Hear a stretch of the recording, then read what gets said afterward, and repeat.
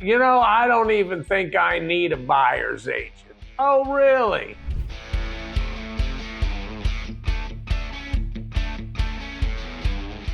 The NAR settlement has caused a lot of, I'll say chatters, guess what we'll call it. National Association of Realtors, if you're not familiar with NAR, and the commissions and how's it gonna be moving forward, and just a whole lot of confusion and chatter. And I'm not gonna dive deep into that because it's not done yet and it's not gone into effect, and we'll see how this all pans out. But what it did was it brought out something from a client actually, said, you know, I don't even think I need a buyer's agent. That's what we're gonna talk about here today. Hey, look, if you get any value out of this, hit the bell, give me a like, shoot me a text or an email. I'll be glad to help you and your family if you're moving to the Tampa Bay area or anywhere surrounding it. The question was thrown at me and I was like, wow. Have you ever heard the old saying, you know, the guy that goes into court and is his own lawyer kind of has an idiot for a client? Yeah, same kind of thing.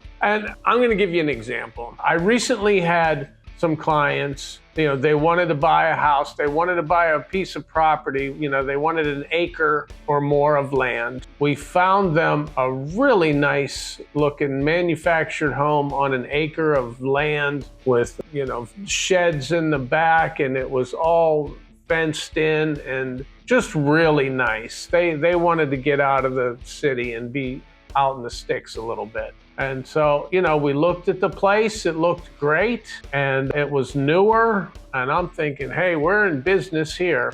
Well, come to find out, during inspections, the roof's 17 years old. The septic tank isn't working. The tank's fine, but we need a new drain field. The house itself, when you're dealing with manufactured homes or mobile homes, to be able to get them insured in Florida, they have to be tied down and anchored in the ground to a certain way. And you have to have pictures taken and send that into an engineer to make sure that that's all correct. Well, it wasn't all correct. So, okay, now what? I've got clients that love the property, want the property. I've got sellers that need to sell, have to sell, moving out of town, I found out, you know, for a job change. And how are we gonna make this work?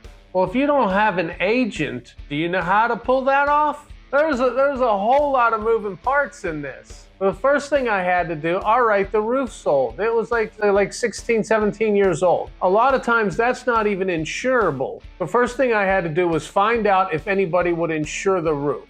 All right, I find somebody a company that'll do it. They'll only do it if the inspector gives it 5+ more years of life. That's pretty iffy on a 16-year-old roof. But the inspector was able to give it 5 years of life left on it. Awesome. Okay, now we got somebody that's going to insure the roof. But on the other hand, my clients are like, well, yeah, but we're going to have to replace the roof in a few years. I said, yes, you are. And well, we can't afford that. Okay, so you know what? Let me see if I can negotiate that a little bit. Let me see what I can do. So after a bunch of back and forth, I ended up negotiating 3.5% closing costs for my clients. 3.5% on this particular property, that was about $11,000, $12,000. $11,000, $12,000, that more than pays for a roof on a manufactured home. And there were solar panels on the roof as well that have to be, if you watched my last video, you know what's coming. They have to be taken down, the roof replaced, and then put the panels back up. To take the panels down and put them back up, that was about $3,000 for the amount of panels that they had. So I've negotiated the whole roof. Great. Now we come to the septic tank.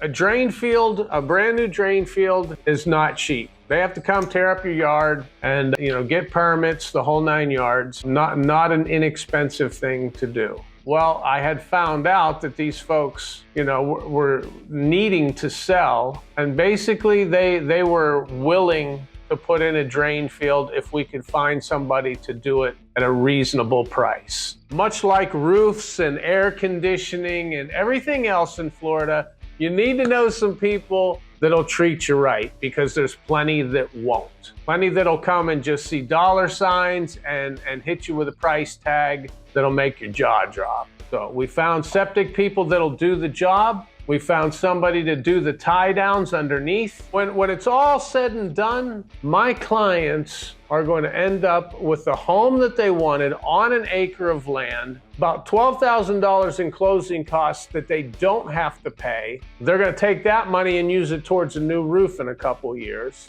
A brand new drain field. The place is secure, totally insurable. They are thrilled. They are thrilled.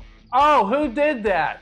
Their buyer's agent, right? You know, some of the chatter that's going on in the real estate world is just ridiculous, and don't buy into it. Buyer's agents aren't going anywhere. They're a vital, vital part of the process. I do just as many listings as I do buy sides, and I can tell you, when I'm listing a property, I want nothing more than a great buyer's agent on the other side of that table that can negotiate, talk sensibly, and we get the deal done, and everybody is happy when it's over. So there you have it. There's my rant today. Do I need a buyer's agent? Yes, you do. See you guys on the next one.